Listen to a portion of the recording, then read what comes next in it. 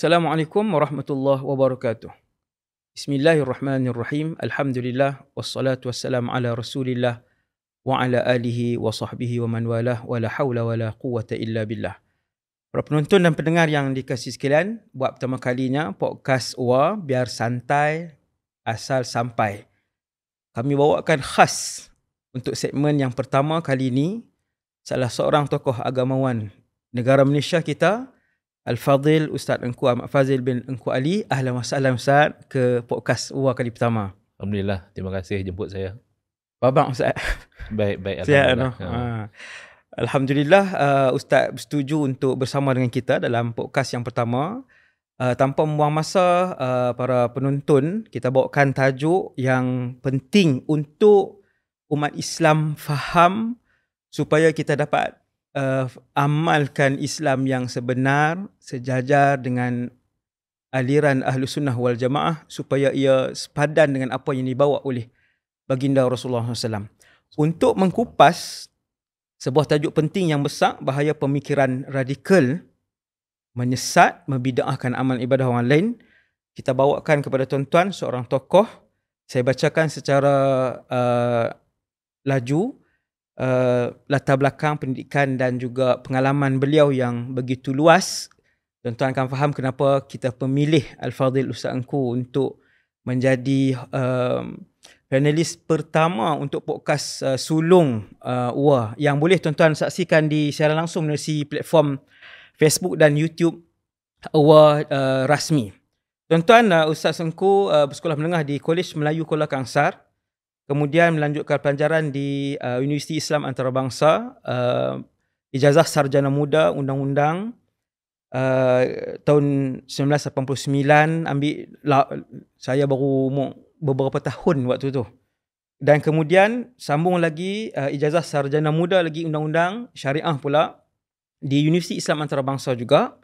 Kemudian Al-Fadhil Ustaz ke Universiti Jordan menyambung ijazah sarjana Kehakiman Syariah 1997 hingga tahun 2000. Pulang ke Malaysia, tokoh kita mula menjadi peguam bela dan peguam cara Mahkamah Tinggi Malaya. Lama dulu, tahun 1995 mula. Masya Allah.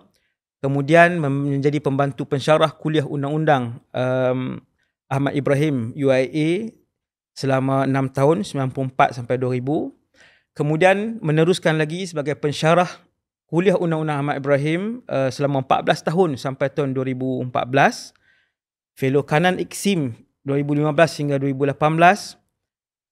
Al-Fadhil Ustaz Engku juga sebagai panel penyelidik fatwa Jabatan Mufti Negeri 9 2016 sampai 2018. Ahli Jawatan Kuasa Syariah, Bank Muamalat, Jawatan Kuasa Syariah, Agro Bank, Public Islamic Bank Berhad, AIA Public Takaful Berhad. Ramai yang tak tahu kemampuan ilmu. Alhamdulillah, tokoh agamawan kita yang insya-Allah kami akan kedepankan Al-Fadhil Ustaz Engku untuk membuat penerangan kepada umat Islam untuk faham manhaj Ahlus Sunnah wal Jamaah. Dan banyak lagi ahli jawatan kuasa perundingan hukum syarak Pahang sampai hari ini, ahli jawatan kuasa fatwa negeri Perak sampai ke tahun ini. Dan Ustaz juga memiliki tauliah mengajar di 5 buah negeri untuk saat ini. Fadhil Ustaz, untuk pembukaan tajuk kita, bahaya pemikiran radikal menyesat dan membida'ahkan amal ibadah orang lain. Muqaddimahnya Ustaz. Bismillahirrahmanirrahim. Alhamdulillahirabbil alamin. Wa afdhalus salati wa atammu taslimi ala sayidina Muhammadin wa ala alihi wa sahbihi ajma'in. Sallallahu alaihi wasallam. Rabbi syrah li sadri wa yassir li amri wahlul 'uqdatam min lisani yafqahu qawli. Allahumma arinal haqqa haqqan warzuqna ittiba'ah. Amin. Wa arinal batila batilan warzuqna ijtinabah. Amma ba'd. Alhamdulillah, pertama saya ucap terima kasih pada Al-Fadhil Ustaz Wadi kerana sudi jemput saya mai jauh daripada KL. Bahasa kami tu. Saya Ustaz Engku ni kelebihan dia pergi mana dia boleh bahasa tu. Tu saya duk perhati tu. Terengganu boleh, Kelantan boleh. Terengganu tu bahasa memang negeri asal saya.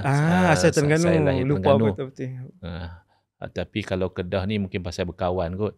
Masya Tapi Allah. kalau tak berapa lancak tu harap maaf lah. Jadi tu, jadi. Bahasa Kedah orang Terengganu. Ini jadi. Kalau tak apa jadi, mungkin Ustaz kena belanja saya laksaikan sekong. Bagi dia lancar lagi. Baik, gurau saja. Kembali pada tajuk ni, saya tengok bagus juga konsep yang Ustaz Wadi buat ni, iaitu biar santai, asal sampai. Betul. Jadi podcast ni saya pun mula pun tak tahu apa dia podcast ni. Jadi bila saya tengok rupanya podcast ni dia satu bentuk cara moden lah untuk menyampaikan. Jadi lama-lama dulu pun orang duk ada dah dalam TV. Forum pun ni lah Ustaz. Dah lama dah forum perdana apa dulu kan. Yeah. Tapi konsep podcast ni kalau mereka mau, mereka download, mereka boleh dengar sendiri dalam kereta anytime lah. Alhamdulillah. Kalau dulu kita nak kena tunggu time dia. Jadi saya pertama nak ucap tahniah atas usaha yang bagus ni, walaupun benda ni kita kata mungkin daripada Mak Saleh dulu ke, ataupun daripada orang-orang luar daripada bidang agama dulu ke mereka buat, tapi dia satu medium hikmah yang boleh dikutip Ustaz daripada betul. Cara yang kita boleh guna untuk menyebarkan maklumat, untuk menyebarkan kefahaman. Baik. Dan tajuk yang dipilih pun tajuk yang penting, sebab radikal dalam agama ni, mungkin perkataan radikal ni bila saya duk cek dalam dictionary, mungkin tidak setepat daripada perkataan bahasa Arab dia. Pasal kalau saya tengok dalam dictionary, contohnya dalam Cambridge Dictionary ni, dia kata radikal ni adalah believing or expressing the belief that there should be great or extreme social or political change. Maknanya dia percaya dan dia menyatakan kepercayaan dia bahawa kena ada satu perubahan dalam sosial atau politik yang besar, yang ketara. Yeah. Jadi tidaklah terlampau negatif sangat kalau kita lihat perkataan radikal. Tapi kalau kita gunakan perkataan bahasa Arab, itu mungkin lebih tepat, iaitu yang disebut sebagai al-ghulu. Al-ghulu fid din. Kalau saya boleh bacakan firman Allah Ta'ala dalam surah An-Nisa ayat 171, Allah Ta'ala khitab kepada ahlul kitab. Ya ahlal kitabi la taghlu fi dinikum. Wahai ahli kitab, jangan hampa tu ulu dalam agama hampa ni. Wala taqulu 'ala Allahi illa al-haq. Jangan kamu berkata tentang Allah Taala tu kecuali yang benar saja. Kalau kita tengok lagi sambungannya tu, kita dah dapat indikasi tentang yang dikatakan radikal dalam agama ni. Allah berfirman, innamal masihu Isa bin Maryam. Hanya saja Al-Masih Isa tu anak Maryam, Rasulullah wa kalimatuh. Ini nak menunjukkan bahawa dulunya yang berlaku dalam kisah ahli kitab ni, pasal mereka angkat Nabi Isa AS lebih pada posisi Rasul, naik kepada posisi Tuhan. Itu kan satu ketuhanan ni kan satu bentuk agama. Tapi menuhankan lain daripada Allah, itu hulu. Jadi radikal sudah berlaku sejak zaman Yahudi dan Nasrani. Sudah ada. Dalam pengamalan agama. Okey. Dan dalam ayat yang lain Allah berfirman, qul ya ahlal kitabi la taghlu fi dinikum. Sama juga. Katakanlah wahai ahli kitab, jangan hampa ni ghulu. Mungkin sebab tu saya kata kalau perkataan radikal tu dia kadang macam tak pernah sampai. Walaupun kita biasa gunakan, even kalau dalam istilah pihak keselamatan pun dia kata golongan radikal. Dia pun ada buat program deradikalisasi. Depa orang yang sudah radikal ni, depa nak bagi pendedahan supaya dia terbuka minda dia tak jadi radikal. Tapi sedapnya tu perkataan Arab juga. Dan kalau kita lihat dalam hadis Nabi SAW lebih jelas lagi. Hadis sahih daripada Sayyidina Abdullah bin Abbas radhiyallahu anhuma, dikeluarkan oleh Imam Ibn Majah, Imam An-Nasai dan juga Imam As-Sayuti rahmatullah alaihim. Iyyakum wal ghulu fid din. Awasi kamu ghulu, melampau dalam agama. Fa inna ma halaka man kana qablakum bil ghulu fid din. Hanya saja umat-umat generasi sebelum daripada kamu, mereka jadi binasa pasal ghulu dalam bab agama ni. Jadi ini satu amaran yang jelas daripada Nabi SAW tentang bahayanya ghulu. Tinggal lagi, bila kata-kata ghulu ni adalah satu perkara yang melampau, maka melampau tu nak diukur dengan apa? Kerana sesuatu itu akan jadi berbeza kalau ikut kayu ukur manusia. Satu orang yang misalnya kurang pegangan agama dia, kita sembahyang 5 waktu pun dia rasa melampau. Ambuh sampai 5 waktu. Pasal dia sembahyang 2-3 waktu lah. Contoh. Kalau kita semayang saja, ibadah saja, tapi kita tak mau pergi ke tempat-tempat maksiat misalnya, mungkin bagi dia melampau. Patutnya semayang lah. Tapi kena juga enjoy di tempat-tempat maksiat. Sudut pandang Ustaz. Jadi dia mana yang dikatakan melampau tu? Bahkan mungkin kalau daripada kayu ukur orang barat, misalnya kalau kita hadir satu majlis dengan isteri kita, dia mai tanya, dia kata, can I dance with your wife? Bolehkah aku nak menari dengan bini hang? Kita kata, mana boleh bini aku. Dia kata melampau sungguh dia ni, hulu. Nak menari pun. Jadi poin saya adalah, bila kita bercakap tentang hulu ataupun melampau ni, atau ekstrim atau radikal ni, kita kena pasti titik tengah dia tu di mana. Okey, penting tu. Kan? Yang dikatakan ummatan wasata. Umat yang pertengahan. Ya. Maka titik tengahnya itu adalah ajaran Nabi sallallahu alaihi wasallam. Maka lagi jauh satu orang tu bergerak daripada ajaran Nabi sallallahu alaihi wasallam, maka lagi hulu dia. Jadi hulu ni boleh dalam bentuk tafrid, boleh dalam bentuk ifrat. Cuai sangat, tak mau ikut hukum agama. Ni kan macam-macam pemikiran. Ada yang kata patutnya kita tak boleh salahkan orang mengorak bini orang. Pasal kalau kita katakan salah mengorak bini orang, macam bini dia tu dah jadi getah suami dia pula. Ini menjejaskan kesamarataan. Tapi di sisi kacamata syariat tidak demikian. Bila kita kata salah mengorak bini orang, bukan pasal bini tu dah jadi getah suami dia, tapi dia ada satu hubungan yang dijaga. Kalau mengorak isteri orang, satu, pertama agama boleh jadi rosak. Yang kedua, kalau suami dia jenis baran, nyawa boleh melayang. Ya. Yang ketiga, na'udzubillah, kalau sampai ikut nafsu, berzina, jadi nasal pula rosak. Jadi ini bercanggah dengan maqasid syariah. Tapi ada orang dia nak ke arah situ. Ya. Dia mempertikaikan, pasal apa agama tak bagi buat lagu ni? Bukan salah pun. Orang kafir buat, okey, dia pun maju pun minum arak, dia pun maju pun. Ini namanya tafrid. Ini gulu. Mungkin dalam bahasa kita sekarang kita kata yang terlampau liberal, ada ultra liberal. Tapi ada juga yang gulu dalam bentuk ifrat. Dia longgak boleh sangat. Keras sangat. Keras sangat. Ifrat keras sangat. Tafrid. Tak sat longgak sangat. Longgak sangat. Ifrat ni dia ketat sangat. Dia tak boleh buat ni. Nabi tak pernah buat pun. Itu bahaya juga. Seolah-olah agama yang Nabi SAW bawa ni adalah untuk mengharamkan apa yang Nabi tak buat. Padahal kalau kita kaji nature syariat yang dibawa oleh Nabi SAW ni bukan nak mengharamkan apa yang Nabi tak buat. Tapi nak mengharamkan apa yang bercanggah dengan syariat. Pasal itu ada amalan-amalan jahiliah, baik dari segi pernikahan, baik dari segi jual beli, yang diteruskan. Yang diteruskan. Pasal itu amalan jahiliah, bukan takat Nabi tak buat. Nabi teruskan lagi. Orang jahiliah buat, tapi Nabi teruskan. Pasal tak bercanggah dengan syariat. Pasal tak bercanggah. Tapi kalau cara jual beli yang ada elemen gharar, ataupun ada pernikahan yang tidak betul, maka itu dibatalkan. Baik. Maka kalau kita faham konsep itu, maka kita akan nak tahu apa dia ajaran Nabi SAW dalam bab akidahnya. Lagu mana kita tak mau gulu dalam bab akidah. Dalam bab perbuatan amal ibadah pun kita tidak mau gulu. Kan masyhur kisah 3 orang yang mereka mai bertanya tentang amalan Nabi SAW. Jadi diceritalah Nabi SAW amal lagu ni. Mereka duk rasa macam, taklah banyak mana kan. Taklah banyak mana pun. Tapi dia kata tak apalah, Nabi SAW ni insan yang maksum. Tapi kalau dia berkata aku nak buat lebih lagi. Seorang kata aku nak semayang, tak mau tidur, nak semayang. Seorang lagi kata aku pula mau puasa, tak mau buka. Seorang lagi kata aku tak mau kahwin. Jadi mereka buat lagu tu pasal mereka rasa hak tu lebih baik. Padahal titik tengah tadi yang Nabi SAW dah tunjukkan. Nabi SAW ada masa baginda solat, banyak masa baginda solat, ada masa baginda rehat. Yang wasata tadi. Yang wasata. Jadi Nabi SAW kata ini atqakum. Aku dah orang paling bertakwa dah. Tapi aku solat dan aku tidur. Aku puasa dan aku berbuka. Dan aku berkahwin dengan perempuan. Jadi itu dalam bentuk ifrat. Nak berlebih-lebih.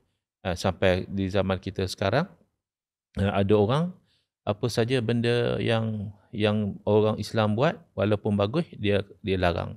Alasan dia adalah kerana Nabi SAW tak buat. Jadi itu ghulu Itu sebenarnya. hulu. Ghulu. Kenapa ghulu? Pasal ia bercanggah dengan kayu ukur dia. Kalau bagi dia rasa tak ghulu. Dia kata dia hak paling, kalau istilah orang budak-budak muda zaman lah, dia berkata dia paling sunnah. Dia terpaling sunnah. Tapi daripada mata syariat, tidak demikian. Kerana pertama, dia bercanggah dengan Al-Quran.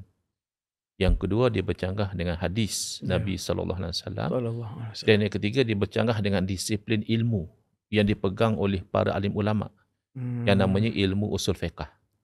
Macam mana kata, saya kan nak ikut sunnah, baguslah saya tak nak buat. Kalau Nabi tak buat, saya tak mau buat. Tak bagus, pasal dalam Quran Allah berfirman, wa ma atakumur rasulu fakhuzuh. Apa yang dibawa kepada kamu oleh Rasul, hendaklah kamu ambil, terima, jangan tolak. Wa ma nahakum anhu fantahu. Dan apa yang baginda larang kamu daripada melakukannya, hendaklah kamu berhenti. Quran kata apa? Wa ma nahakum. Apa yang baginda larang. Quran tak kata wa ma lam yaf'alhu, apa yang baginda tak buat. Jadi seolah-olahnya dia lebih pandai lagi pada Quran. Quran kata hak Nabi larang hampa tak usah duk buat. Dia kata tak. Bukan hak Nabi larang saja, hak Nabi tak buat pun kita tak boleh buat lah. Itu namanya ghulu. Kemudian dalam hadis sama juga. Nabi SAW bersabda, ma nahaitukum anhu fajtanibu. Apa satu perkara yang aku telah larang kamu daripada melakukan, maka jauhi. Nabi tak kata ma lam af'alhu. Apa yang aku tak buat. Kemudian yang ketiga, dia jadi ghulu sebab dia tidak ikut disiplin ilmu. Disiplin ilmu, kita nak tahu sesuatu perkara tu boleh buat tak boleh buat, ambil daripada sumber. Jadi sumber syarak banyak. Paling tidak yang boleh kata disepakati oleh jumhur ulama adalah Quran, sunnah, ijma' dan qiyas. Bila kita pakai konsep asal Nabi tak buat, kita tak boleh buat, berarti kita meminggirkan Al-Quran. Kerana ada benda Nabi SAW tak buat, tapi diistimbat daripada Al-Quran. Kemudian mengenepikan ijma'. Ada perkara-perkara yang telah diijma'kan oleh para ulama. Tapi kita selama berdek saja kita larang, alasan kita Nabi tak buat. Kemudian ada juga perkara yang ulama tetapkan atas jalan qiyas. Contoh mudah lah, kadang-kadang benda kecil-kecil pun. Lafaz usolli misalnya. Ada orang mai daripada luar negara, dia saya pernah lah hadir dekat kuliah dia, semata-mata dia nak habaq kata tak usah debat usolli. Dia fikir, rugi juga duit tiket mai daripada jauh, semata-mata nak habaq jangan usolli. Dia bahas tak payah usolli. Saya ikut dengan dia dah beli tiket jauh-jauh mai daripada luar negara, kau nak dakwah seru orang pada Islam. Kan lebih meluah lagi. Sedangkan usolli ni memang diketahui Nabi SAW tidak usolli. Tapi kan ditetapkan hukumnya tu dengan jalan qiyas. Qiyas kepada niat haji. Qiyas kepada niat puasa. Jadi bila dia kata Nabi tak buat, maknanya dia hanya fokus kepada perbuatan Nabi. Maknanya sunnah satu saja. Quran ke tepi. Ijma' tidak dihiraukan. Qiyas tidak digunakan. Hanya sunnah, dan sunnah masih luas lagi. Sunnah perkataan, sunnah juga. Sunnah periktirafan, sunnah juga. Jadi itu yang akhirnya membawa yang dalam tajuk podcast kita hari ini, iaitu membid'ahkan amal ibadah orang lain. Jadi bid'ah ni bendanya mudah sebenarnya untuk difahami kalau kita mahu ambil panduan daripada kefahaman para ulama. Tapi kalau kita duk ketegak lagu tu, kita duk rasa hak kita juga betul, tak boleh buat apa. Ada orang kata Ustaz, tak apalah ada kumpulan ni tolong tegur hampa hak ni bid'ah, hak ni tak bid'ah. Yang hampa berasa nak panas tu pasal apa? Dia pun tegur kita punya amal. Maksudnya dia pun nak turun habaq kat kita, kata ni salah hampa buat ni. Kenapa ulama kita bertegas dengan kumpulan ni Ustaz? Dia kalau nak tegur tu bagus. Kan dia ada konsep watawasaw bil haqqi watawasaw bis sabri. Kemudian ada konsep ta'muruna bil ma'ruf wa tanhauna 'anil munkar. Menyuruh dengan yang ma'ruf satu. Tapi yang lebih payah lagi nak mencegah daripada yang mungkar. Jadi keywordnya kita nak cegah orang daripada perkara yang mungkar. Usolli tu mungkar ke? Masalah betul Ustaz. Masalahnya yang dia tegur tu bukan mungkar. Tepat Ustaz. Solat selawat selang tarawih tu mungkar ke? Jadi yang kalau dia tegur tu amalan yang ulama kita dah bincang. tapi dia boleh jawab, dia boleh kata ulama tak maksum. Kalau kita kata ulama dah bincang, ulama dah tetap kan, tapi dia kata ulama tak maksum. Jadi di situ pun satu poin yang boleh kita terangkan, moga-moga orang tidak jadi gulu dalam perkara ini. Adalah memang betul ulama tidak maksum. Tapi kita kena ingat, kita ikut ulama bukan pasal ulama maksum. Kalau atas nama maksum, Nabi SAW seorang lah kita boleh ikut. Sahabat tak boleh ikut pasal sahabat tak maksum. Tapi kalau kita fikir secara waras, tak ikut sahabat, mana ilmu Nabi macam mana dia sampai pada kita? Putuslah sanad kita. Pasal yang ambil ilmu daripada Nabi SAW, sahabat. Tiba-tiba kita kata tak maksum. Bukan ulama saja tidak maksum. Sahabat juga tidak maksum. Persoalan. Kenapa kita ikut sahabat? Pasal mereka murid-murid Nabi sallallahu alaihi wasallam. Mereka yang ambil ilmu daripada Nabi sallallahu alaihi wasallam. Mereka yang dengar Nabi mengajar. Mereka yang lihat Nabi berbuat. Pasal itu kita ikut betul-betul sahabat. Habis yang ulama pasal apa pula?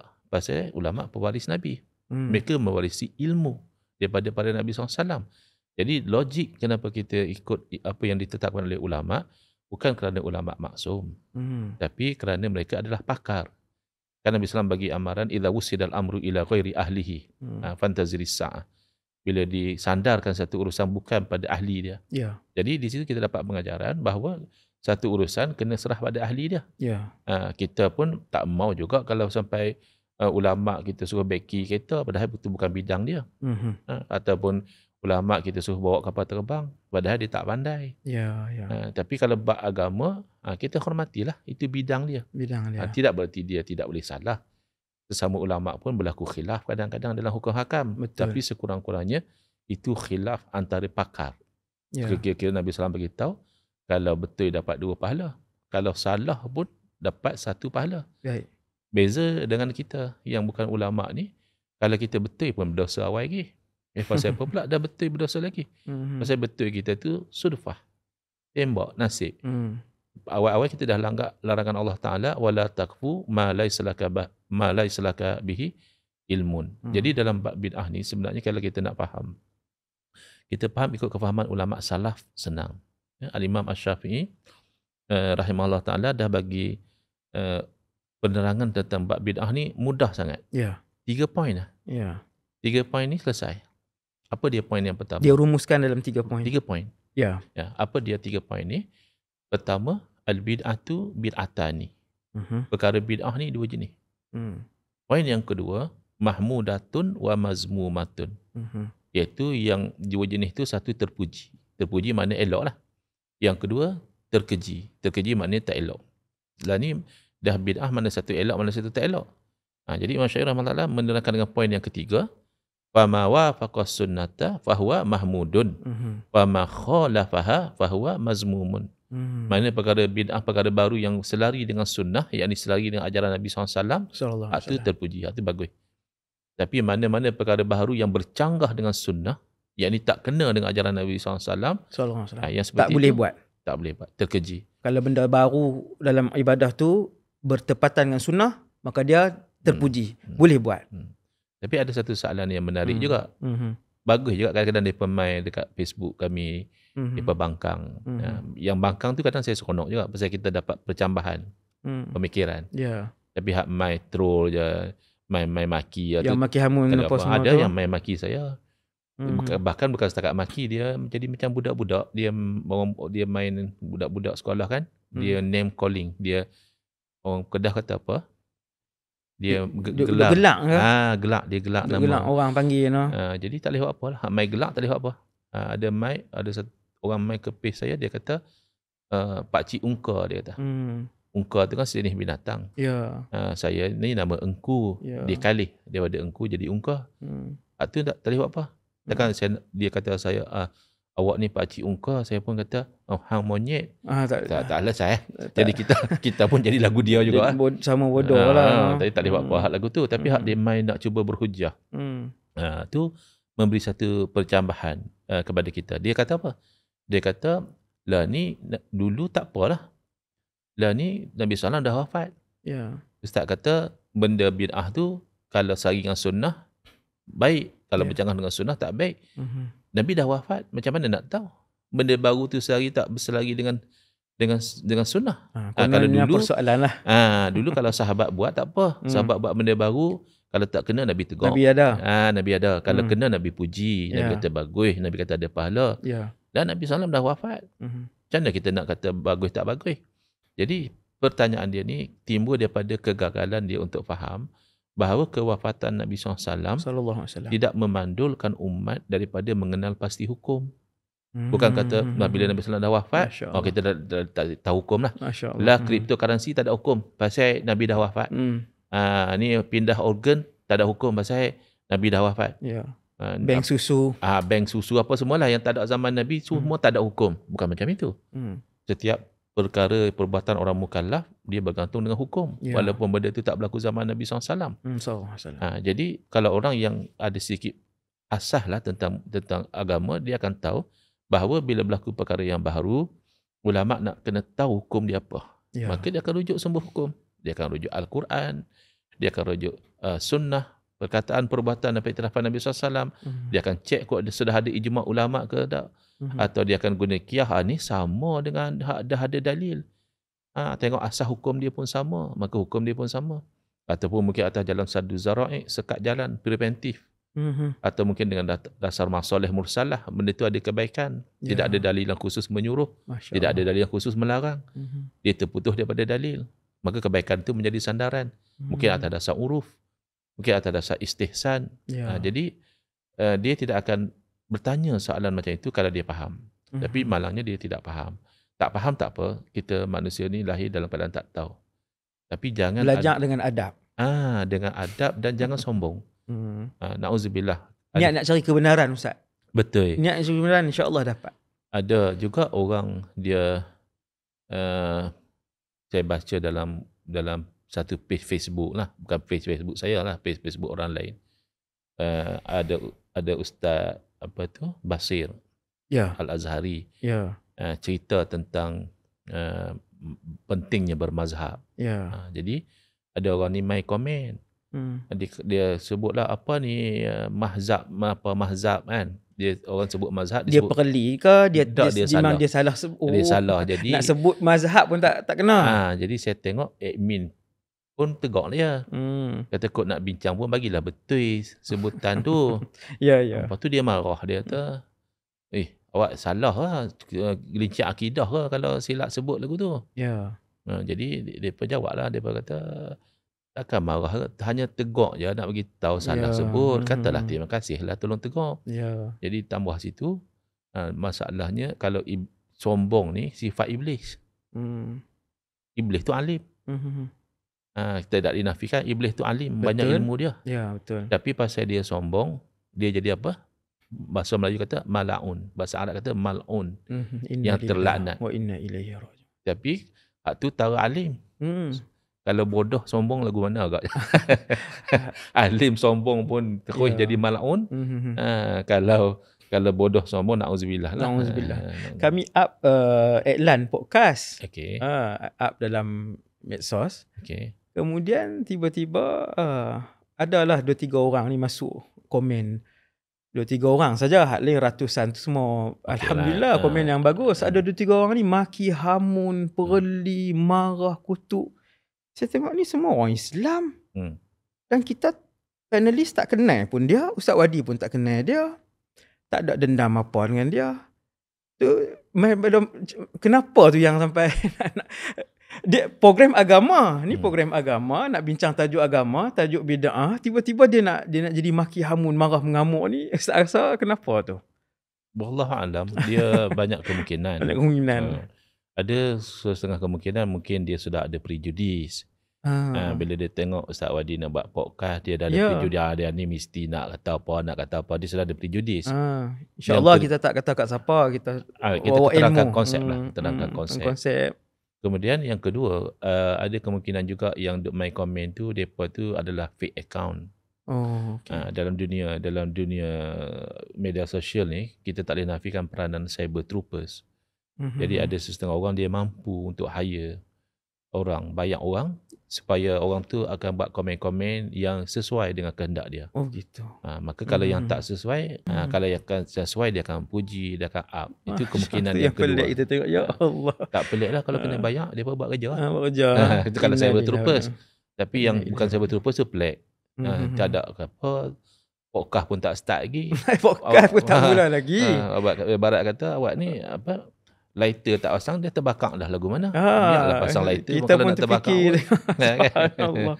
Tadi Ustaz ada sebut sejak daripada zaman Nasrani, Yahudi dah ada kumpulan tataruf, ulu ni.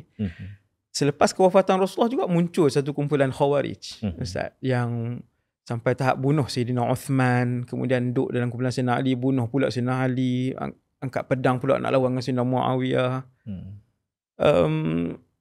Ustaz boleh cerita sikit Khawarij zaman tu, yang berlaku pada masa tu, macam mana kemunculan tu Ustaz, secara ringkas? Baik, Khawarij ni daripada perkataan kharaja, asalnya keluar.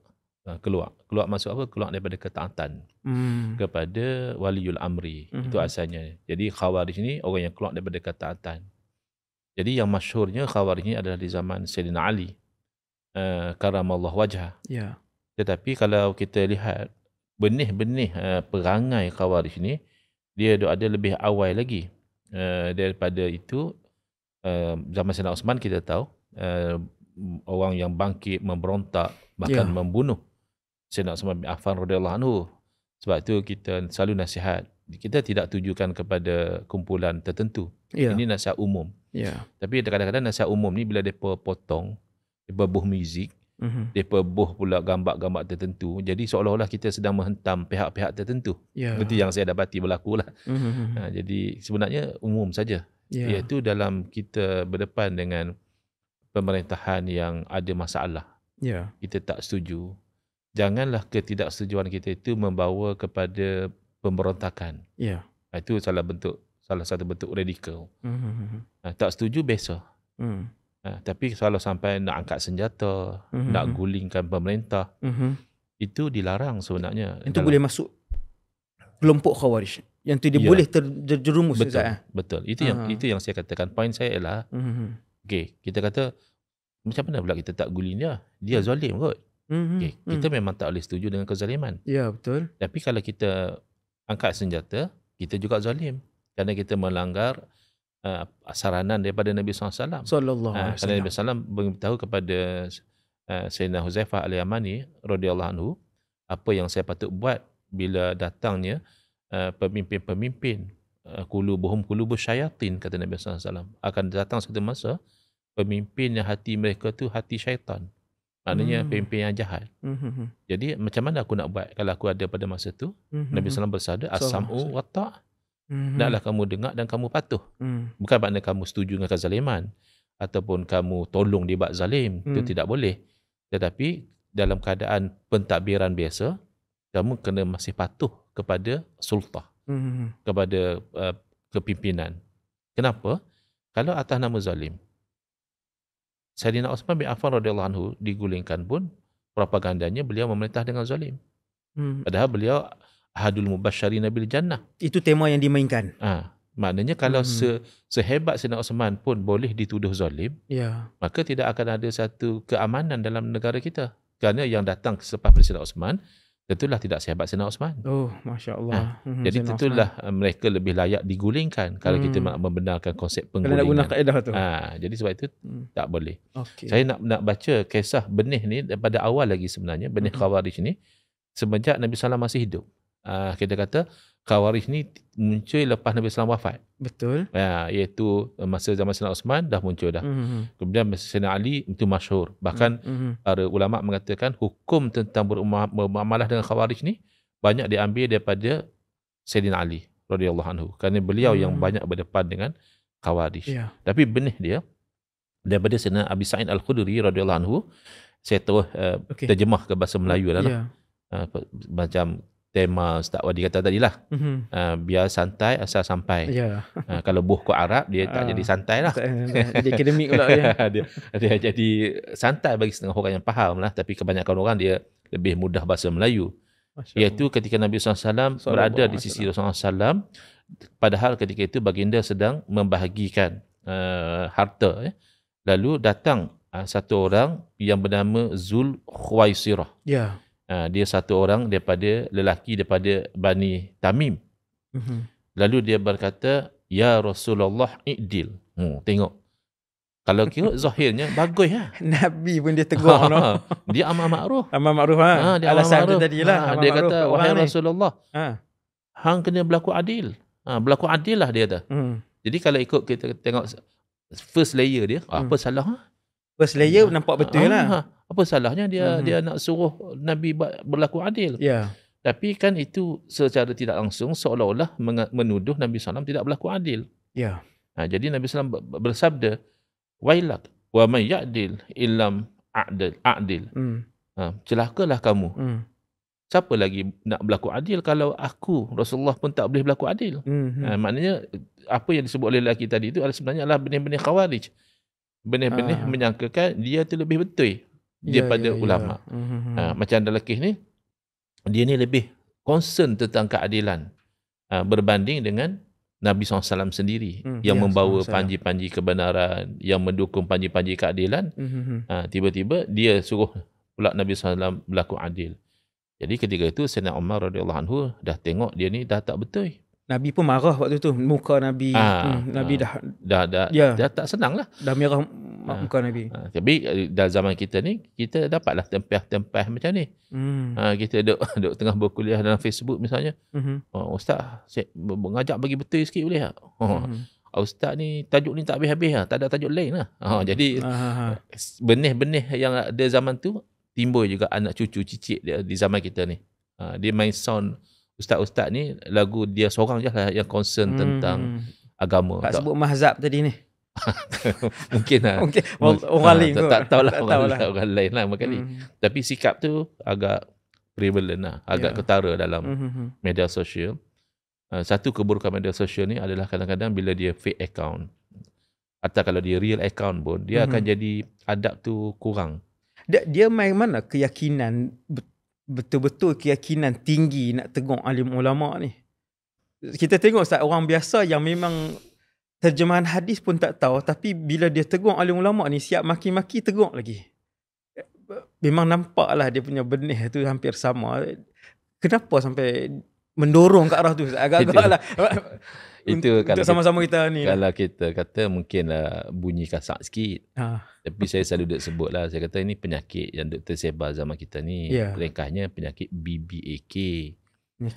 BBAK. Tak tahulah Ustaz Wadi biasa dengar tak penyakit ni. Mungkin tak biasa lagi. Tapi kalau kita panjangkan ni, BBAK ni ringkasan kepada biak bodoh asal confident. Itu puncanya. Dulu orang masyarakat zaman apa pun akan ada orang yang jahil. Tapi dia tak confident sangat. Dia tahu dia ni jahil, dia pergi tanya orang. Kalau orang tanya dia pun, aku tak tahu, ini bukan bidang aku. Macam tu zaman dulu. Tapi zaman lah ni, kalau saya melawak macam ni, saya kata zaman dulu nak jadi mufti payah. Nak kena alim sungguh mengaji kitab kulit ke kulit. Lah syarat jadi mufti dah jadi mudah. Apa dia? Ada akaun Facebook dia jadi mufti. Saya ada akaun Facebook, dia boleh keluar fatwa. Dia boleh kata dia rasa lagu ni, dia rasa lagu tu. Sama sikit yang kisah tadi. Bila Sayyidina Umar nak minta izin untuk beliau membunuh lah orang yang dah kurang ajar dengan Nabi SAW. Kerana kurang ajar Nabi SAW ni boleh bawa kepada murtad. Tapi Nabi SAW tak bagi. Nabi kata biar kat dia lah. Kerana dia ada ashab yang mana yahkiru ahadukum salatahu ma'a salatihim. Mana kalau ikut zahir, mereka sembahyang lebih bagus pada kita lagi. Mereka puasa lebih hebat pada kita lagi. Dan mereka selalu baca Quran. Tapi bacaan Quran mereka tu tidak melangkaui kerongkongan mereka. Maknanya mereka baca tapi mereka tak faham. Ini penyakit gagal faham. Bukan gagal tahu. Kadang-kadang orang yang hulu ni, banyak juga ilmu dia, Masya Allah. Maklumat yang dia ada tu banyak.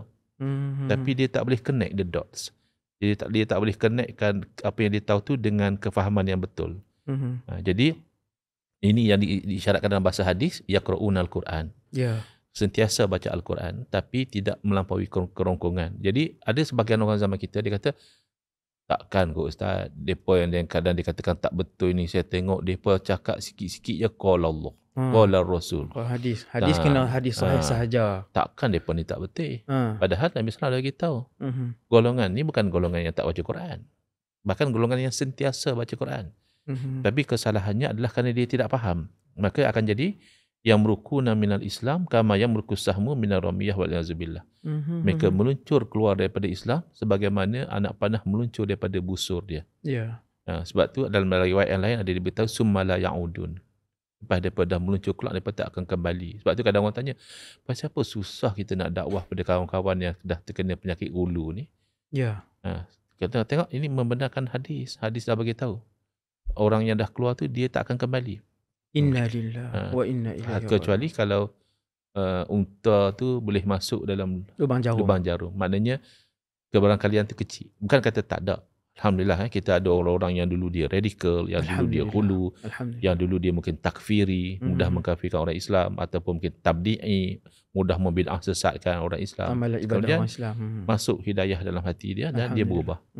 Tapi yang penting adalah orang tu first of all dia kena ikhlas lah. Dia kena ada niat, aku nak cari kebenaran. Tapi zaman lah ni ikhlas tu jadi susah pasal kita duduk di permukaan awal sangat.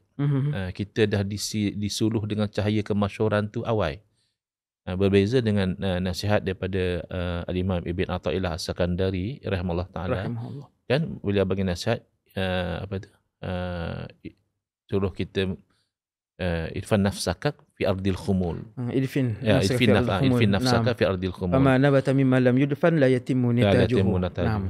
Taklah kamu tu tanamkan diri kamu tu pada bumi ketidakmasyhuran. Khumul itu maksudnya ketidakmasyhuran.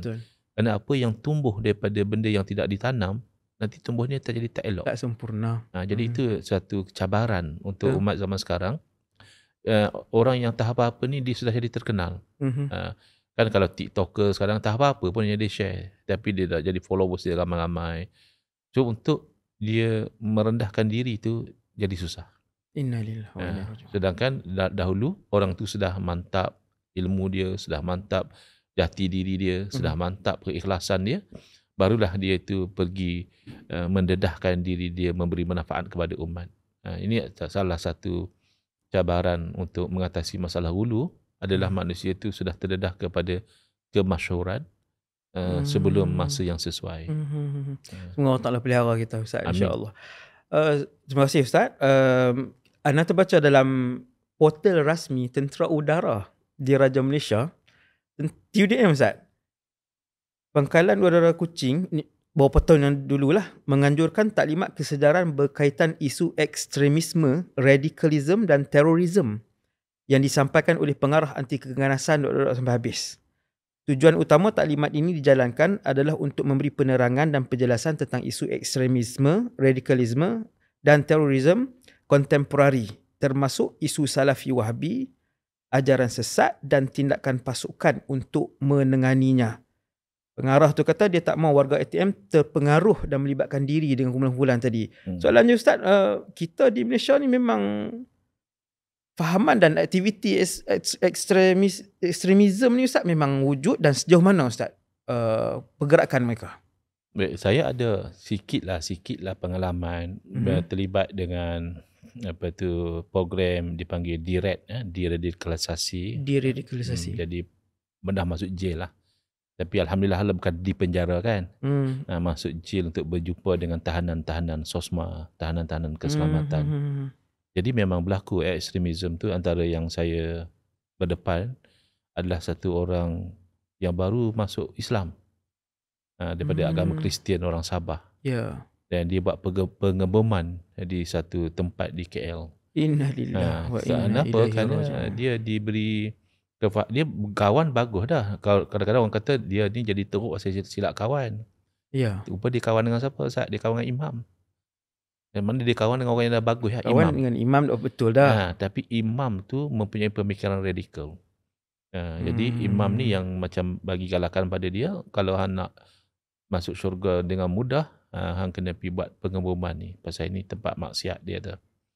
Jadi memang ekstremisme tu ada. Tapi ekstremism yang macam itu, dia adalah ekstremism yang daripada ideologi. Kan ada ekstremism disebabkan oleh materialistik. Ya. Contohlah macam drug cartel. Ya. Kadang-kadang kita tengok di Mexico, ganas juga. Dia bunuh orang, dia buat macam-macam pasal nak jaga dia punya drug tu. Tapi motivasi dia adalah duit, kuasa lah. Tapi kalau yang macam disebutkan tadi tu, yang kata tentera udara buat program tu, yang tu dia punya terorisme ataupun ekstremisme dia adalah ideological. Dia bertitik tolak daripada ideologi. Jadi hak ni tak boleh kita berdepan kecuali kita tahu ideologi mereka. Dan kita tahu apa masalah dengan ideologi tu. Dan kita cuba untuk terangkan tentang ideologi tu. Jadi kalau kita katakan tu ciri-ciri Khawarij, maka pengalaman Sayyidina Abdullah bin Abbas radhiyallahu anhuma yang boleh dipulihkan dengan hujah 1/3. Hak 2/3 dengan penguatkuasaan. Kan? Kan ada 6,000 Khawarij yang nak lawan Sayyidina Ali. Sayyidina Abdullah bin Abbas radhiyallahu anhuma minta izin. Yang saya pergi berdialog dengan mereka lah. Itu pergi dia kata, tanyalah kepada siapa kamu lawan Sayyidina Ali. Dia kata Sayyidina Ali ni tak betul. Tak betul tentang mana. Dia perang dengan Sayyidina Aisyah. Tapi dia tak mau pula maki Sayyidina Aisyah. Pasal kalau Sayyidina Aisyah tu kafir, boleh maki dia. Kalau dia Islam, mana boleh perang. Jadi kadang-kadang orang Khawarij ni pun dia pandai hujah. Dia bukan makna tak ada hujah dia tu boleh memukau. Macam betul. Lagipun dia kata Sayyidina Ali ni tak betul. Buat dia bagi hukum pada manusia pula.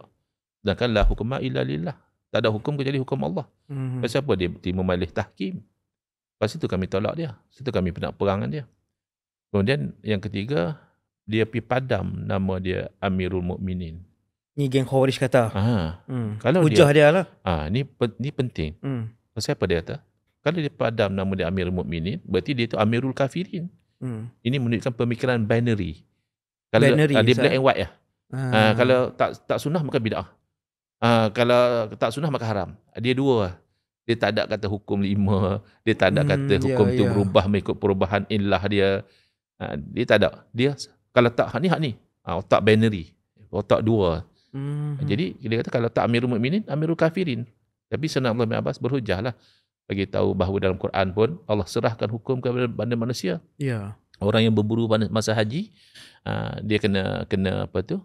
Ganti dengan binatang ternakan yang seumpama dengannya. Yang seumpama dengannya tu macam mana nak tahu? Bagi pada 2 orang yang adil di kalangan kamu, maknanya serah pada manusia. Kalau suami isteri bergaduh, latih hakam. Hakam daripada keluarga dia, hakam daripada keluarga isteri. Serah Al-Quran sendiri serah urusan pada manusia. Takkan bab nak mendamai pertumpahan darah tak boleh serah pada manusia.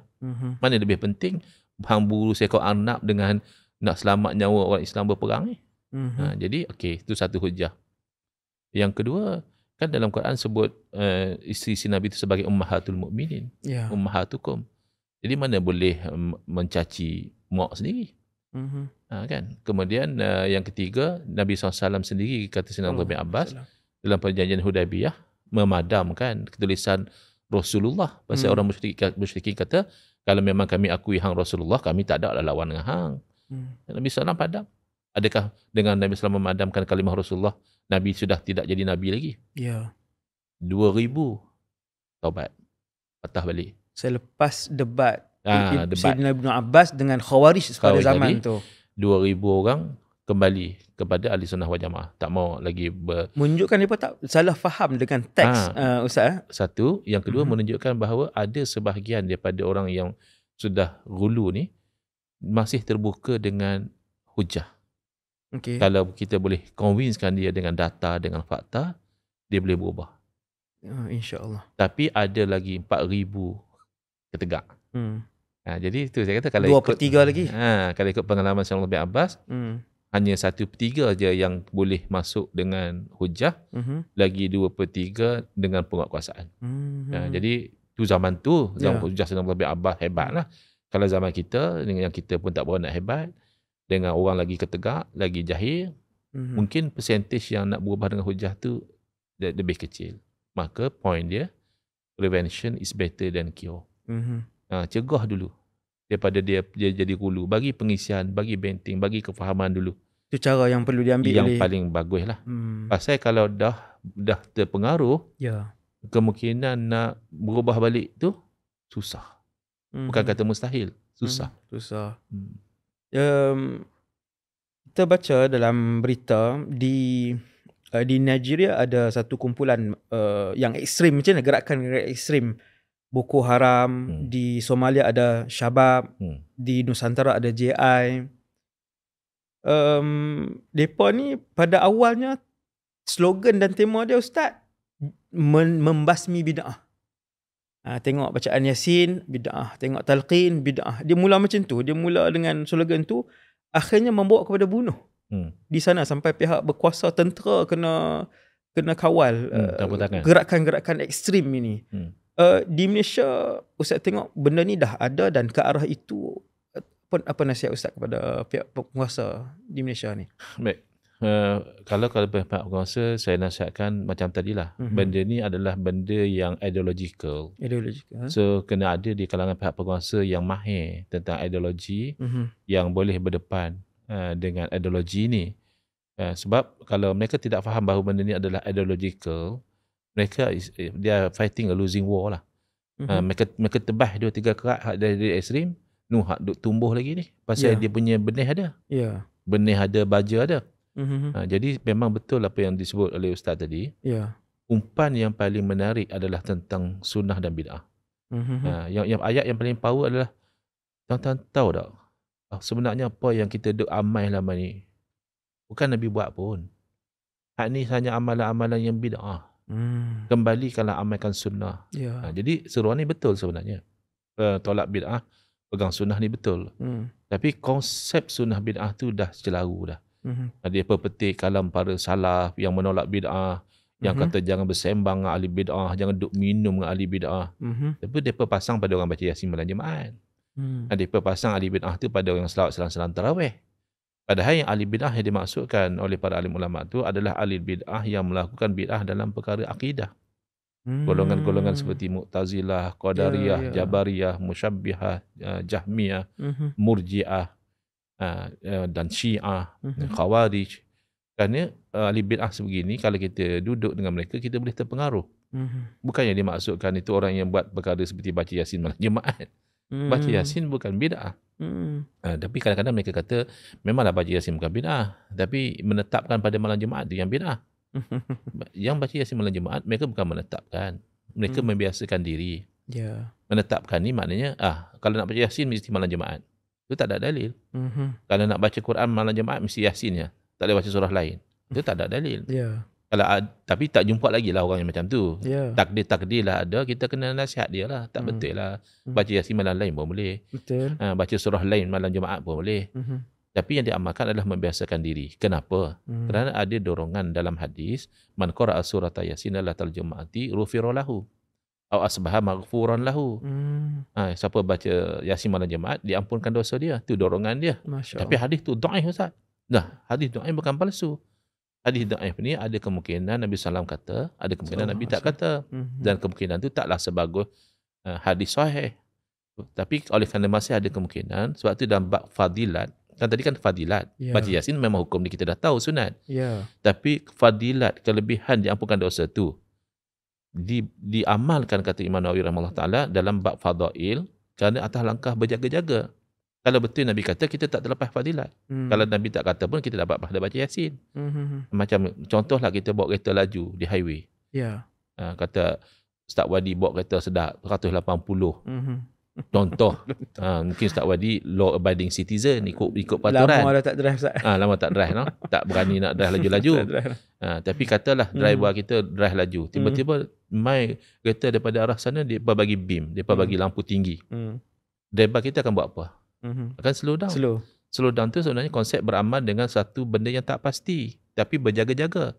Dia tak pasti lagi bagi bin tu pasal ada speed trap ke, pasal dia nak memotong ke, pasal dia jumpa kawan ke. Tapi kenapa awak hampir slow? Mana tahu ada speed trap, selamatlah aku. Macam tu juga dengan konsep hadis dhaif tadi. Maksudnya ada kemungkinan Nabi SAW bersabda. Yang kedua, berdasarkan mengekali amalan secara istiqamah. Ahabul amali ilallahi adwamuhu wa in qalla. Sekasih-kasih amalan kepada Allah yang paling berkekalan.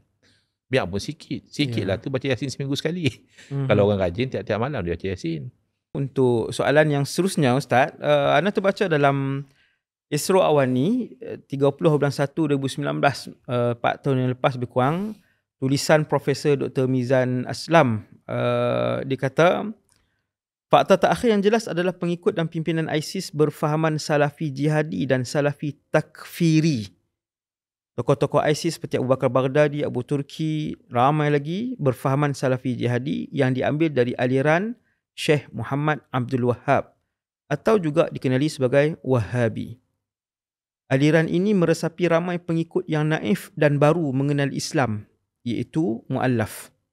Malah mereka yang mencari Islam sebenar telah ditunjukkan jalan pintas dengan cara menjadi pejuang jihad sebagai kunci menuju syurga. Itu Salafi takfiri, Ustaz. Apa pandangan Ustaz, Wahabiyah Salafiyah ni, adakah kumpulan ni termasuk dalam Khawarij moden, Ustaz? Untuk orang hari ni faham. Baik. Pertama, bila Fadil Ustaz Wadi sebut pasal Wahabi ni, saya duk rasa lah. Biar santai asal sampai tu dia berubah. Dia tak jadi biar santai asal sampai lah kalau sebut Wahabi. Dia akan jadi biar bantai sampai lunyai. Bukan kita bantai dah. Hak duk dengar podcast ni, ada yang main bantai. Wah, main tajuk Wahabi dah, dia akan hantam. Itu satu benda yang pelik sikit lah bila sentuh tajuk Wahabi ni, sebab saya ada perasan jarang sekali nak jumpa orang yang dia tu kata dia Wahabi. Walaupun dia pertahankan kata Wahabi bagoi, Wahabi ahli sunnah wal jamaah, Wahabi ni macam-macam lah pujian-pujian dia. Tapi kalau tanya, entah ni Wahabi lah. Weh, Ustaz jangan senang-senang nak tuduh orang lah. Kadang-kadang dia jadi melenting macam tu. Saya 4 kali dah saya habaq dia bukan Wahabi, contoh. Jarang-jarang lah kita jumpa orang dia kata saya Wahabi. Jarang. Tapi yang marah kalau sentuh tajuk Wahabi, yang melenting, kata Ustaz ni tak habis-habis meratik Wahabi, tu ramai. Kita jadi rasa pelik. Mereka ni sebenarnya apa? Mungkin krisis identiti. Aku ni ahli sunnah ke Wahabi? Aku ni ahli sunnah ke Wahabi? Lebih kurang macam tu lah. Jadi bila sentuh tajuk Wahabi ni, saya rasa panas sikit tajuk tu. Panas sikit. Tak santai lah. Elemen santai tu agak terancam. Tapi apa pun kita, yang penting biar sampai.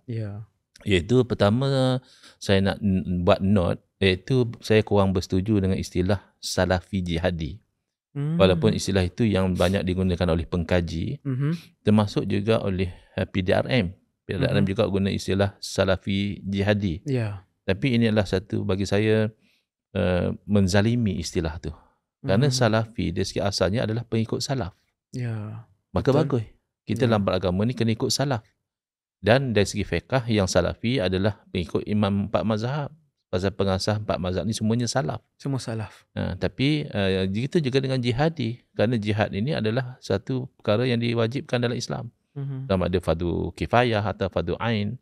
Tapi jihad ni kita tahu madin ila yaumil qiyamah. Jadi kewajipan jihad ni berkekalan sampai hari kiamat. Jadi bila perkara yang negatif dilabelkan sebagai salafi, dilabelkan sebagai jihadi, bagi saya itu satu bentuk kezaliman lah kepada istilah tu. Tapi mungkin oleh kerana dah familiar, maka mereka teruskan. Tapi istilah yang lebih tepat untuk golongan ISIS ini sebenarnya mereka adalah Wahabi Irhabi. Mereka berfahaman sebagaimana disebut oleh Ustaz Wadi tadi, ia ikut kepada manhaj Syekh Muhammad bin Abdul Wahhab. Itu maknanya jadi istilah Wahabi tadi. Walaupun Abdul Wahhab itu sebenarnya adalah ahli sunnah wal jamaah. Tapi kerana beliau ni terkenal sebagai Ibn Abdul Wahhab, kalau dia orang Kedah mana kata anak Ustaz Wahhab. Muhammad bin Abdul Wahhab ni anak Ustaz Wahhab. Jadi lekat nama Wahabi itu pada pengikut dia. Irhabi maknanya teroris. Kerana mereka bukan melakukan jihad sebenarnya. Mereka melakukan terorisme. Mereka membunuh orang-orang yang tidak menyokong mereka. Sebenarnya orang-orang Islam. Itu istilah yang lebih tepat, Ustaz. Bagi saya memang itu istilah yang sepatutnya digunakan. Wahabi irhabi. Jangan guna istilah salafi jihadi. Kerana salafi itu dari segi asalnya bagus, mengikut salaf. Jihadi pula memang orang yang berjihad. Kan cuma dipanggil mujahid, orang yang berjihad. Tapi itu istilah lah. Yang penting kita nak bincang isinya. Adakah Wahabi itu adalah Khawarij moden? Ini satu soalan yang sensitif sebenarnya, sebab istilah Khawarij ini kadang-kadang digunakan sebagai satu convenient labeling. Bila kita tak suka satu puak, kita label dia Khawarij. Dan kadang-kadang lah, kerap kali berlaku dalam dunia politik. Satu pihak politik melabelkan pihak sana sebagai Khawarij dan pihak sana melabelkan pihak sini sebagai Khawarij bila dia tak bersetuju dalam satu-satu isu. Jadi bagi saya jangan begitu. Label Khawarij ni label yang ada ciri-ciri dia. Khawarij ni ciri yang paling utama adalah dia mengkafirkan orang yang tidak sepandangan dengan dia. Itu ciri utama dia. Jadi daripada satu sudut, Wahabi sebagai Khawarij moden, dia bagus sikit pada Khawarij dulu daripada satu sudut. Yang mana? Pertama, tidak seperti Khawarij dahulu. Khawarij dahulu mengkafirkan para sahabat. Sahabat-sahabat Nabi, Sayyidina Ali, Sayyidina Muawiyah dikafirkan. Dan dia bunuh. Dan bahkan bunuh. Sementara Wahabi yang kita katakan Khawarij moden, mereka secara umum tidak mengkafirkan para sahabat. Bahkan kita tahu Wahabi seperti mana kita juga memuliakan para sahabat. Mengambil pandangan para sahabat. Itu satu kebagusan Wahabi sebagai Khawarij moden berbanding dengan Khawarij yang asli. Yang kedua, Wahabi tidak mengkafirkan ahli maksiat. Kalau Khawarij yang asal kan, kalau orang tu berzina, kafir. Kalau minum arak, kafir. Wahabi tidak demikian. Wahabi tidak mengkafirkan orang semata-mata kerana berzina, minum arak. Tapi pada sudut yang lain, Khawarij moden ni, Wahabi ni lebih teruk daripada Khawarij yang dulu. Teruk lagu mana pula? Yang pertama, kalau Khawarij yang dahulu mengkafirkan orang yang buat maksiat, Khawarij moden mengkafirkan orang yang tak buat maksiat pun. Orang yang tawasul, orang yang tabarruk ambil berkat, orang yang istighasah, minta tolong dengan Nabi, dengan wali, dikafirkan. Dikafirkan orang yang buat benda khilafiah. Yang tak in fact, tak sama sebenarnya kalau dia. kita kaji daripada sudut itu, bukan khilafiah pun.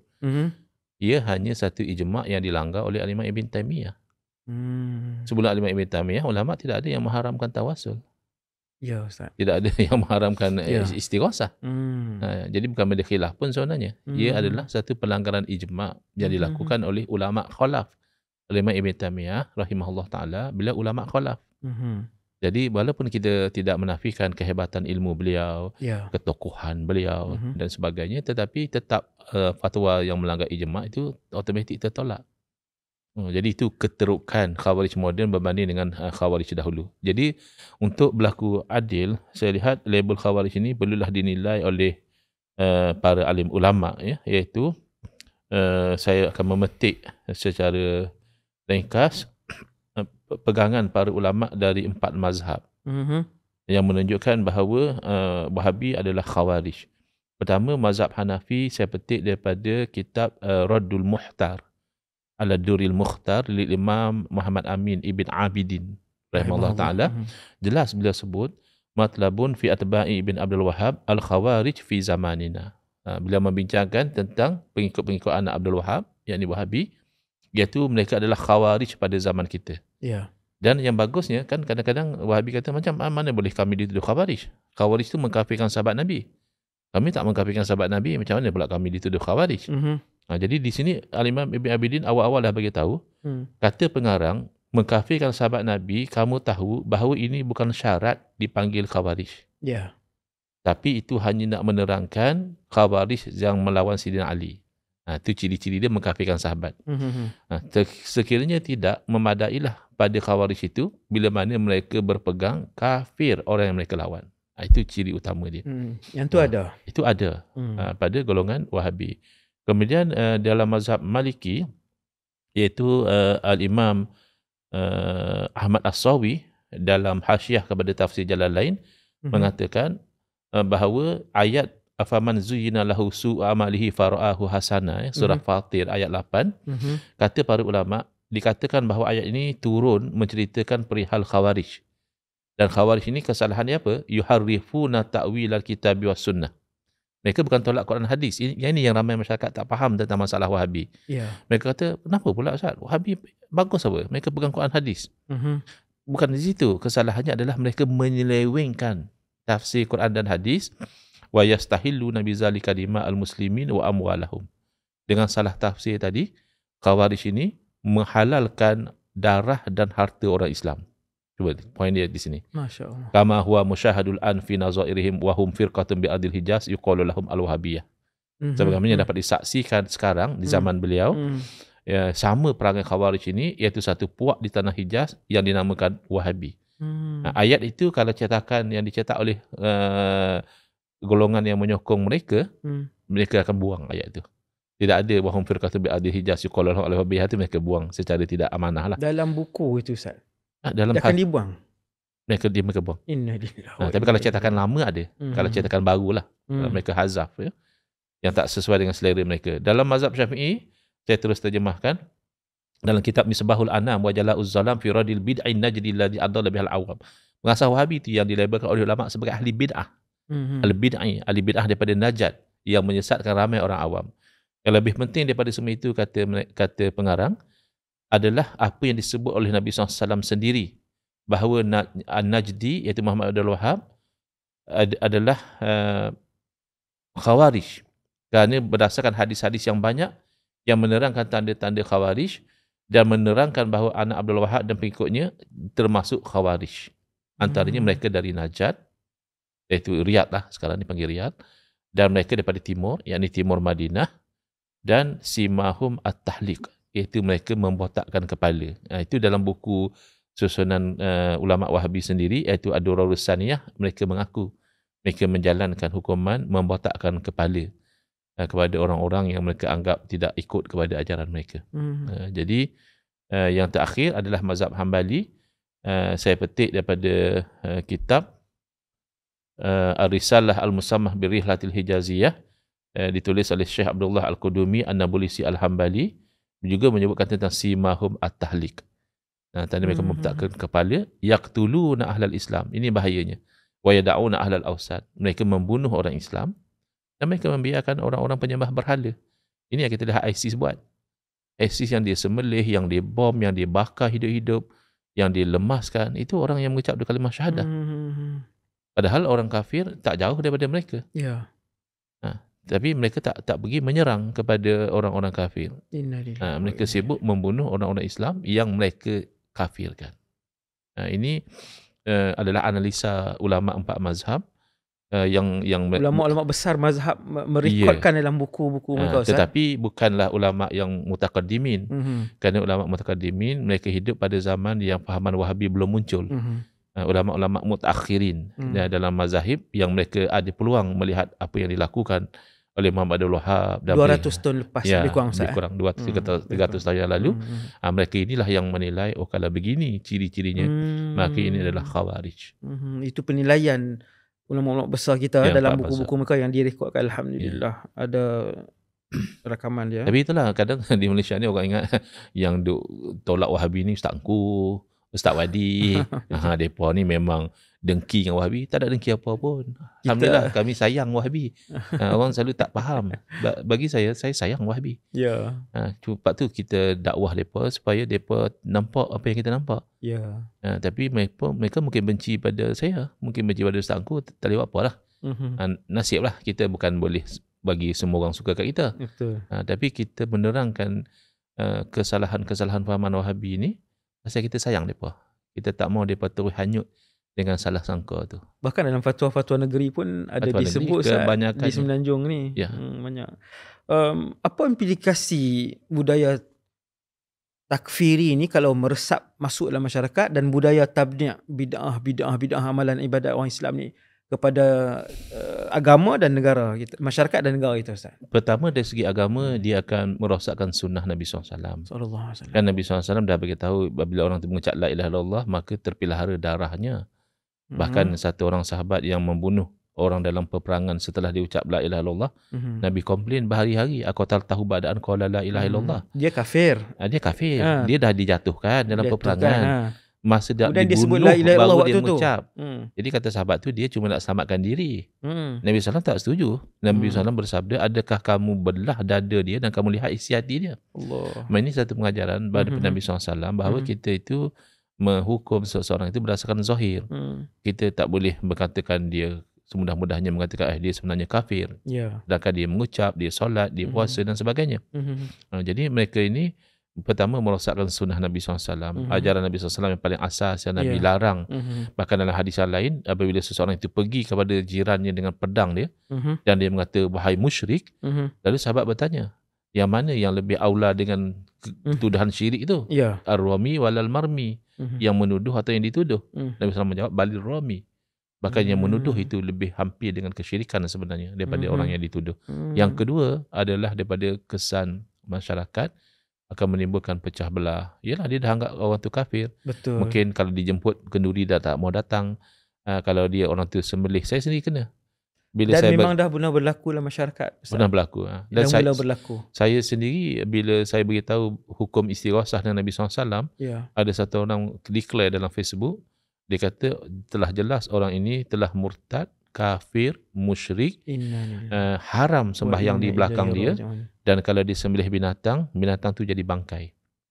Dia komen Ustaz punya saya punya posting. Saya cuma nak terangkan bahawa semata-mata orang tu kata aghithni ya Rasulullah atau madad ya Rasulullah, itu tidak syirik. Ya, tidak syirik. Kerana minta tolong kepada makhluk atas jalan asbab tidak syirik. Yang jadi syirik adalah minta tolong kepada makhluk atas jalan hakikat. Tapi saya pula sampai difitnah. Kata mereka, Ustaz engku suruh orang minta tolong dengan pokok. Sedangkan pokok bukan asbab. Mereka kata kalau macam tu boleh minta tolong dengan wali, dengan Nabi, bolehlah minta tolong dengan pokok asalkan kita iktikad Allah yang beri. Jadi mereka gagal membezakan bahawa minta tolong ada dua. Ya. Asbab atau hakikat. Minta tolong dengan makhluk asbab, minta tolong dengan Allah hakikat. Minta tolong dengan makhluk asbab bila mana Allah jadikan dia asbab. Jadi pokok bukan asbab dengan cara kita pergi kepada pokok, wahai pokok tolong saya. Kan? Pokok asbab kepada pertolongan dalam bentuk lain. Mungkin akarnya direbus buat ubat, mungkin daunnya dijadikan satu-satu bahan, mungkin dijadikan tempat perlindungan, dan sebagainya.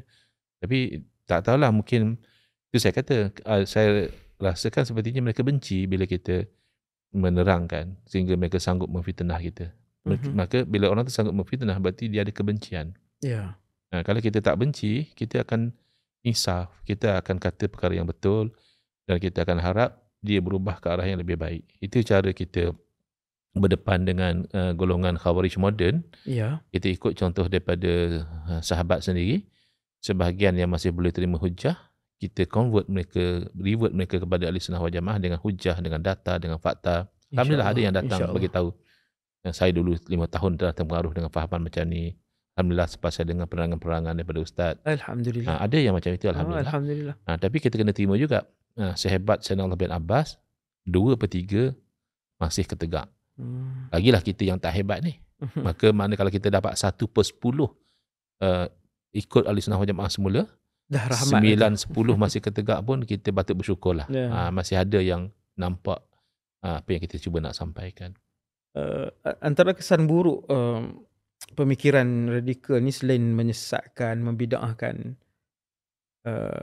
kumpulan ni juga antara yang diomong-omongkan, mazhab itu bukan sunnah, tak perlu ke mazhab nak dia, sebab Nabi tak ada mazhab. Apa mazhab Rasulullah? Cuba tanya ustaz-ustaz ni.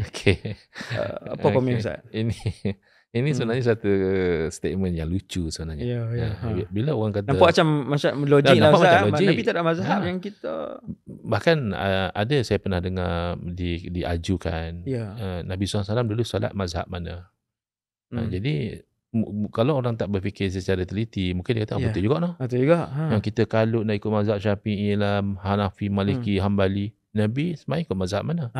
Dia timbulkan keraguan begitu. Jadi sebenarnya soalan tu tak valid. Soalan tu tak sepatutnya diajukan. Kalau orang tu faham, dia akan tahu bahawa Nabi SAW solat ikut wahyu. Habis awak solat ikut mazhab. Pasal aku nak ikut Nabi. Okey, pertama, kita bukan orang yang dapat wahyu. Yang kedua, kita bukan orang yang nampak Nabi solat. Betul. Yang ketiga, kita pun tidak berjumpa dengan orang yang nampak Nabi solat. Betul. Bila Nabi SAW bersabda, "Sallu kama ra'aitumuni usalli", itu sebenarnya sahabat. Sahabat yang lihat Nabi solat. Kalau kita berjumpa dengan sahabat radhiyallahu anhum ajma'in, kita boleh tanya, wahai sahabat Nabi yang mulia, tunjuklah kat kami lagu mana dulu tuan-tuan lihat Nabi solat, kami nak ikut. Betul. Kita tak. Bahkan kita pun tak jumpa dengan murid sahabat. Betul. Ceritanya kita hidup zaman lah. Jadi ada orang dia perasan macam dia boleh shortcut. Bila sallu kama ra'aitumuni usalli ni, lagu macam dia lihat Nabi sembahyang minggu lepas. Lagu macam tahun lepas dia ada lihat Nabi solat. Tak ada. Secara jujur saja, kita solat sebagaimana kita solat sebab guru kita ajar macam itu. Dan guru kita tidak lihat Nabi solat. Dia juga diajar oleh guru dia. Maka inilah datangnya kepentingan mazhab. Kerana takdir Allah Ta'ala lain daripada 4 mazhab ni pupus. Tak sampai pada kita. Maka yang masih boleh kita katakan guru ambil pada guru, ambil pada guru, ambil pada guru, sampai pada imam mazhab, sampai pada guru imam mazhab, sampai kepada tabi'in, sampai kepada sahabat Nabi, sampai kepada Nabi SAW, itu hanya 4 mazhab. Jadi ikut mazhab ni adalah dalam rangka nak ikut Nabi. Tapi of course lah kadang-kadang mazhab ni terima dalil ni kuat, mazhab ni kata tak, dalil ni tak kuat, saya tak pegang. Kadang-kadang dua-dua terima. Ayat Quran kan, takkan mana ada ayat Quran mana ada sahih dhaif. Tapi ulama ni faham lagu ni, ulama ni faham lagu lain. Jadi tak payahlah kita nak bergaduh perkara macam itu. Kita terima benda tu khilaf. Contoh, saya ingat dulu mungkin Ustaz Wadi sendiri pernah ada isu pasal sujud, katanya kena turun tangan dulu ke lagu mana? Kan? Kan makna kata ada perbincangan lah. Kita turun sujud ni, tangan dulu ke lutut dulu? Kan? Syafi'i lutut dulu. Jadi tak mustahil bahawa riwayat tu pelbagai. Ada yang lihat Nabi SAW turun lutut dulu, dia habaq lah. Kata aku lihat Nabi SAW turun lutut dulu. Dan mungkin dalam keadaan-keadaan tertentu Nabi SAW turun tangan dulu. Maka dia habaq kata turun tangan dulu. Jadi masing-masing ada sandaran. Kalau kita nak larang juga hak jenis sujud turun kepala dulu misalnya, tu kita larang. Ni hang buat bid'ah lagi bahaya ni. Hak tu bid'ah. Tu bid'ah lagi, dahi pun boleh bincut lah. Tapi kalau takat lutut dulu, tangan dulu, maka kita hormati mazhab masing-masing. Betul. Macam itu. Dan bagus juga ada hak tangan dulu ni. Pasal time-time kita lutut tak apa kuat, kena gauk ke apa, mujok lah boleh turun tangan dulu. Jadi mazhab ni sebenarnya adalah ikut Nabi. Saya selalu bagi tahu, bila ulama pergi pada Quran dan Sunnah, dia akan berlaku salah satu daripada dua. Sama ada ulama semua faham dengan kefahaman yang sama, mereka keluar fatwa sama. Itu namanya ijma'. Ijma' wajib ikut. Dan tak jarang berlaku, ulama ni faham lagu ni, ulama ni faham lagu lain. Macam salah satu kuruk. 3 kuruk dalam iddah. Mazhab Hanafi kata kuruk mana haid. Mazhab Syafi'i kata suci. Padahal sama-sama rujuk ayat yang sama. Maka bila berlaku khilaf, masing-masing fatwa lain-lain lah. Fatwa lain-lain ni nama mazhab. So lagu mana kamu kata jangan ikut mazhab tapi ikut Quran Sunnah? Padahal mazhab tu produk daripada Quran dan Sunnah. Dan kalau kamu tak ikut, ada orang kata lagu ni, kami bukan talak mazhab. Cuma kami tengok hak mana kuat dalil dia. Mana tu mazhab hang lah. Mazhab juga. Mazhab hang atau mazhab tok guru kamu yang kamu ikut. Jadi kesimpulannya dalam bab mazhab ada 3 pilihan. Pilihan pertama, kita ikut mazhab guru kita. Yang dia ambil pada guru dia. Dan guru dia ambil pada guru sama-sama sampai pada imam mazhab. Sampai pada guru imam mazhab. Sampai kepada tabi'in. Sampai kepada sahabat. Sampai kepada Nabi SAW. Itu satu pilihan. Pilihan yang kedua, kita ikut mazhab yang pensyarah kita, doktor kita kata hak tu kuat. Dia kata dalam masalah ni hang ambil mazhab Syafi'i, dalil dia kuat. Masalah ni hang ikut Hanafi, dalil dia kuat. Mana hang ikut mazhab pensyarah hang? Bukan hang tak ada mazhab. Mazhab pensyarah hang. Ada orang dia kata tak. Saya bukannya ni ta'assub Ustaz. Saya kalau mazhab Syafi'i kuat saya ikut. Kalau pensyarah saya pun kalau saya tengok dalil dia tak kuat, saya tak ikut. Padahal pensyarah dia ada PhD. Itu macam mana Ustaz? Dia apa pun tak ada. Tu nama dia mazhab hang sendiri. Bahasa hang tukar nilai. Mazhab dia hang lah. boleh nilai Imam Syafi'i punya dalil kuat tak kuat. Padahal hang bahasa Arab pun tak tahu. Fa'imah Allah tak boleh beza. Rafa' nasab pun tak tahu apa fungsi dia. Tiba-tiba hang boleh nilai Imam Syafi'i. Itu namanya angan-angan mak jenin. Jadi bahaya. Zaman dulu orang ada yang alim 4 mazhab, dia akan pegang satu mazhab juga. Zaman lah satu mazhab pun dia tak alim, dia nak pegang 4. Itu namanya angan-angan. Jadi angan-angan macam tu termasuk sifat mazmumah lah, tulul amal. Alhamdulillah Ustaz, kita dah berada di penghujung podcast War pada malam ni. Semoga Allah Ta'ala jadikan ilmu yang kita dapat ni bermanfaat. Untuk penggulungan Ustaz, kewajipan kita berakidah dengan akidah Ahlussunnah wal Jamaah. Nasihat Ustaz untuk umat Islam di Malaysia. Pertama, jelas apabila Nabi SAW memberitahu umat akan berpecah pada 73 pecahan. Kesemua masuk neraka illa wahidah. Ya. Jadi bila ditanya mana yang satu tu, ma'ana alahi wa ashabi, mana ahli sunnah.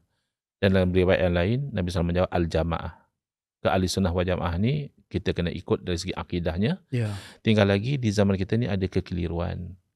Kadang-kadang orang kata pasal apa pula ke ahli sunnah wal jamaah? Syairah Maturidiyah. Kan Nabi SAW kata illa wahidah kecuali satu. Asyairah dah satu, Maturidiyah dua. Ada bening sampai lagu tu. Hak nakal dah sebut ada hak nakal sampai lagu tu. Jadi di zaman sekarang ni saya ingat penerangan tentang yang dikatakan ahli sunnah wal jamaah tu macam mana ciri dia. Tak, dulu mungkin senang orang kampung kata, oh Asyairah Maturidiyah ahli sunnah wal jamaah. Okey, terima kasih Ustaz. Lah ada orang persoal kan. Dan lebih-lebih lagi ada yang menolak Asyairah Maturidiyah dan dia mengaku dialah ahli sunnah wal jamaah. Ya. Jadi secara teori memang begitu, kita kena berpegang dengan akidah ahli sunnah wal jamaah. Ya.